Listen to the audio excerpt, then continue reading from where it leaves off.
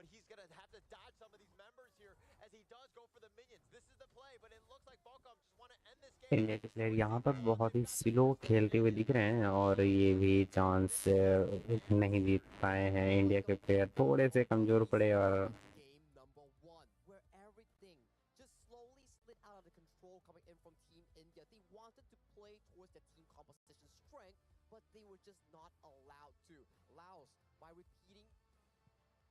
repeating their success coming in for the Ukutachi Bana in the early game, they managed to scavenge all the jungle resource, making sure that the lead was ever growing, making sure that, hey, you want to play Futsu, you want to play Shoya, but you just need so much time to farm on those heroes.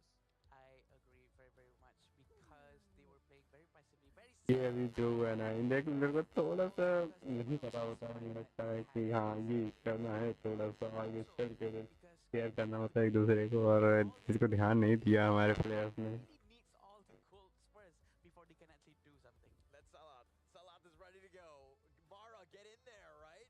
The tic-tac dance is underway. We're going to see that one, and every single win usually ends up with a tic-tac dance, and it looks like the Lao squad are actually looking forward to it. I mean, who doesn't want to make a TikTok video with Mara, right? I mean, all the players so far that won the series, they've been eyeing for that chance, you know? And so far, I think Laos has had a pretty good improvement thus far from their previous game yesterday, where they were a bit rushing to end the game, and coming in towards today, the games were very much cleaner compared to yesterday. Yeah. Textbook. Exactly how they say. Because they don't want to force anything unnecessary, and I think that makes so much sense. That's what we've been seeing in the region that we're much more familiar with, right? Try not to force something out and really just try to see if this is the right thing to do. If it's not, just pull back together. The unity, the one-minded move that they were showing is just so clean. Yeah, patience. That's like the biggest thing, right? Nobody was looking to kind of force things out. We know when we're up, we're like, okay, what is the right moments? They had that bucket list that Sagi had, of all the questions that they need to answer, right? If they do, then they were looking to go. But in this case, they knew that, hey, now is not the time. Let's just wait for our moment to fully end this one. It's difficult, right? When you look over to the side of India's draft itself, you have a Tolia and also a Dun. You want to be looking for an aggressive early game invade, but it relies so much on 3v3 compatibility. But on your side lane, you have a forever farming Futsu and Shoyu that doesn't really amp up that 3v3 that you're looking for. So it makes it the jungle invasion, the jungle 5v5s, much more difficult coming in from Team India side. If they fail the early game, it's just a forever scaling slope, waiting for the two side lanes to come out on top. But it just wasn't there. Like Shoyu in the late game, he had all the items in the world, but he got caught by the Raging Sea. Yeah, there's no one protecting him as well, because we all know that Ayush is busy trying to find the bad line. That's his job, right? As Dun. If Dun is busy trying to find the bad line, that's not his job. But I think Indian player ने खेला है। it could be a lot better, because unlike Shoyu, that doesn't really require an item to work, such as Fuzer. So I do think that maybe if they fix the draft a little bit more, they would be able to do better. Although this means that they won't be able to go to the main event anymore. I think so too. Judging from the score right now, India sits in their Group C with a 0-3 overall score. So they have lost their chance to make it to the main event, nor the last chance stage by being third place here. So valiant effort so far. They still have one series coming up for Team India. So they can definitely show their growth later on if they can actually find that momentum here. Because I feel that series itself coming in against Team Laos, they weren't losing based on mechanical skills. They were losing as unity, as the macro value here. How to match up against 5v5s, how to match up in the jungle territory. They were just not up there yet. Yeah, they're going to learn a lot of lessons. I think that India, the biggest piece is that they had a lot of late game monsters, but they were like, okay, are we going to see the late game? And you need to draft around that. The other heroes need to be a little bit earlier so that you do get that spike, you get that space, because Einol is your man. He's the guy. He got like almost 12K farm, which is quite formidable considering the position that we're at. But you look at the other side, I mean, Vilacone, Kampang, Falcom, all of these guys got like 10K and up. Like, it's very difficult to fight when you're the only guy in the relative ballpark of these people, but they've got 3 members. Yep, so what happened previously is that they already lost towards Vietnam, and India को यहाँ थोड़ा सा अपने को समझ के खेलना चाहिए, पर जैसे कि एक ही नहीं जीत पाई है, पर देखना होगा कि आगे क्या गेम में क्या करती है India. the itemization coming in from India, right, from Ainul himself. He actually had all the items that he need. That Sagi, um, they actually funnel every goal towards Shoyue. So with that in mind, maybe Fuzu was supposed to be sent out and do something else instead of trying to help him farm at the bases now. I think it makes sense, right? You want the Fuzu to be like the secondary carry in the late game, making sure that he was this unstoppable tank with the spell to intuition to get that damage reduction. But that's the thing that really pains me. You have a Shoya that's insanely well fed and full itemized, slotted out, but just the Raging Sea coming from Sahalaf was just too darn perfect. ये तो So अभी this बहुत Shoya चीज़ें हैं, initiation काफ़ी is हैं a no-show. वो तो है Don't अभी trust तो them. नया गेम आया हुआ है It would just slow और us out a little direct bit, कुछ right? बाहर The टूर्नामेंट goal खेलने of का it, they मौका had मिलता this है ये अच्छी incredible बात है early game all the पर way around. Villicone was almost playing with और his थोड़ा सा food. ध्यान देना पड़ेगा मन पे यार Einol is again, okay, the idea of having the Dune, the Foots there is this meat shield protecting them, great. But when you're losing and now you don't have that vision and you're able to get jumped on and get ambushed, Laos made them pay. I agree, and the way Laos play again, they are not gonna force anything. Their style of gameplay sort of made India has no other ways to move around as well because of the textbookness. Because they know that Laos is not gonna force dive into the crystal as well. So maybe that contributed towards why India really cannot react to anything and really punish them when they really wanted to punish. Except for that one moment where Ashish uses Sage Might towards Charlotte. Yeah, we saw that, right? Like, it will actually punish the Kampang Yeah. really well because Kampang was like overly aggressive. And you can start to see for the damage charge itself, that's a 78.5 thousand damage dealt coming in from the Shoryue from Team India, which was quite a lot of damage. If you can allow the Shoryue to survive with the double front line that you drafted, which is the Fuzi and the Dun, लेकिन मेरी survive नहीं कर पा रही है ज़्यादा time नहीं दे पा रही है और then maybe इसी वजह Team से India बहुत have to जल्दी step up एलिमिनेट हो रही है and और use the ठीक है Fuzi कि as हाँ a पहली बार भी गेम आया तो फिर तो फर्स्ट टाइम ये लोग इतना बड़ा कुछ खेल रहे हैं तो उसकी वजह से हो सकता है consistently press in those early to mid-game skirmishes.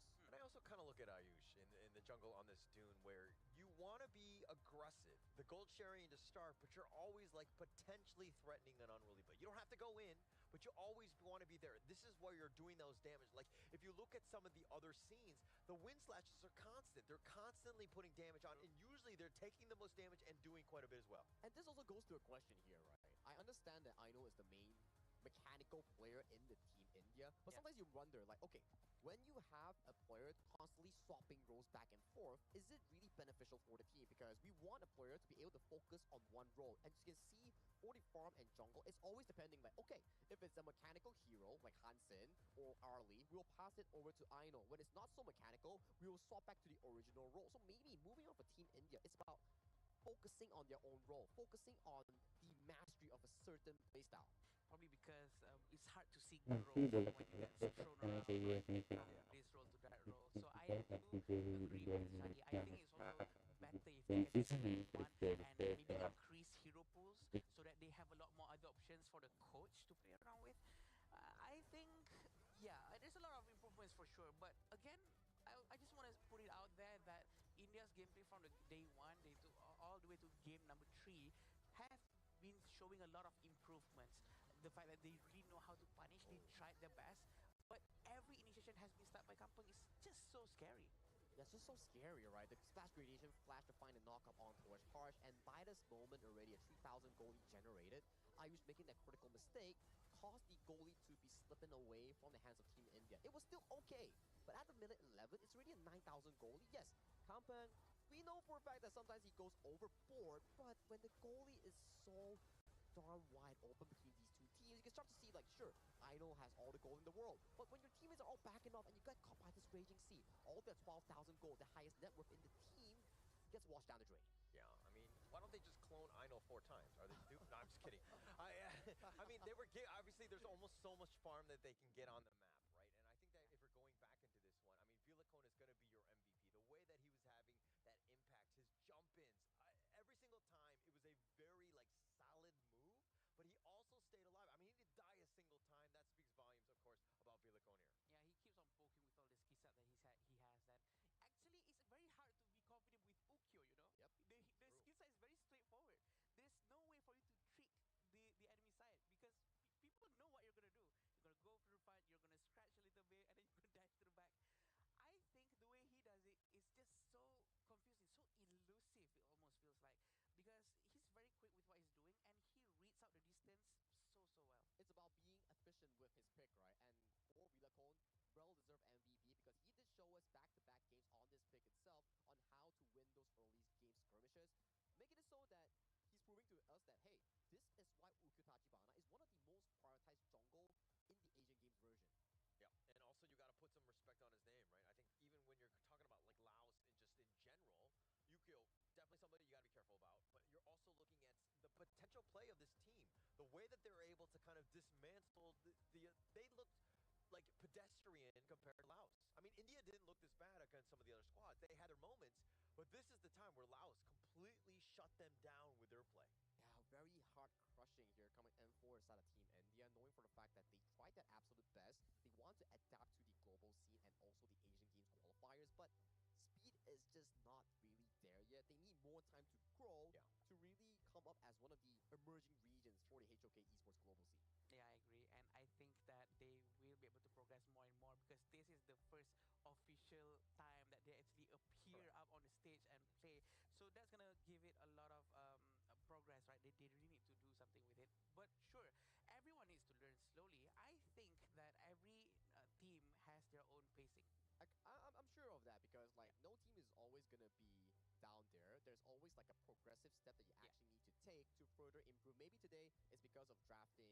Maybe it's because of like the early game priorities, the roles, you know, like the mechanics. All these can be improved. It's not all bottleneck that keeps stopping you from growing. But for them, it's just experience pouring into this. And I hope for Team India, you don't get discouraged by this because this is only the start. There's still so much more to come for Honor of Kings Esports. Yeah, it's very, you know what I mean? It's early. Yes, it's early. And for us to judge based on that is not fair. Correct. Some of these teams have been playing for literally years, right? And, you know, I think that exposure and getting into and playing against some of these other teams, you're going to learn so much. Correct. And they're going to be much better. Obviously, there are things that are around the corner that they need to be worried about. But I think that this is a bit of a wake-up call and being like, okay, these are the things that we need to shore up. There are some big gaps. Let's fill those in at least now. This is why we kept on talking about progress, right? Between game 1, game 2, or maybe sometimes within that one match itself, such as yesterday, we saw such a big difference from game 1 and then they turn around to game 2 and game 3, the way they play, the way they rotate. So everyone have their own pacing. So you know what? We give them time. And this is the first appearance. And it's like how we celebrate the growth of Mongolia as well, right? Yes, Mongolia, sadly, they couldn't make it to the main event, just like what India is right now. But it's about the growth. It's like, yeah, you know you're gonna lose. You're not like equal to the other teams coming in towards this event. But it's about how you experience the stage, how you take those experience, those losses, those setbacks, and put it into your memory and bring it back to your own regions. Like, hey guys, this is what I learned, and I'm gonna absolutely crush it and improve myself to become a better team. And so far, I think it has been showing so far, especially Mongolia and India. And I hope the next event that they come back into, maybe in the future, they come back stronger. Yeah. It's all about that life lesson outside, the real world experience that you're getting. I mean, sometimes it's a little bit of other cinemas and other types of movies. I don't know what you're talking about. But as we go in, I mean, I think that it's going to really help them because you're going to get exposed to some of the, again, just better teams and those skills and strategies. Wait. I'm hearing from Mara right now. She says the Tuk Tuk dance is ready with the representative coming in from the side of Team Laos here.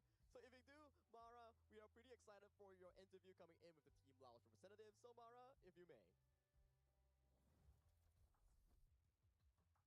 Another domination from Team Laos. Congratulations, Sahalat. Thank you. Earlier, you mentioned that you were really happy with your game number 1. And if we take a look at your composition, you had a lot of damage threats across the board. And that allowed your team to go on early and often. And so how well was the composition, in your opinion, from the expectation versus the results? ตั้งแต่ต้นเกมนะทีมพวกโตแล้วก็พวกโตนะเริ่มตีกับเจ้าไวก่อนแล้วก็มีสิทธิ์ที่ว่าจะจบเกมไวก่อนพวกโตเบิ่งจังไดว่าเกมนั้นมันสิจบไวนะตามแนวคิดแล้วก็ตัวจริงอ่ะมันจบไวส่ำใดตอนแรกแมนพวกเขาก็วางแผนตั้งแต่ต้นเกมแล้วว่าสามารถจบไว้ได้เพราะฮีโร่เขาเล่นต้นเกมค่อนข้างที่จะแบบมี impact สูงและตอนแรกนะว่าสิจบ10 นาทีแต่ว่าเขาเจ้าแบบบ่สู้เลยแบบอยู่แต่ในป้อมแล้วบ่สู้เลยก็เลยแบบว่าจบซะเบิ่งคือจบซะ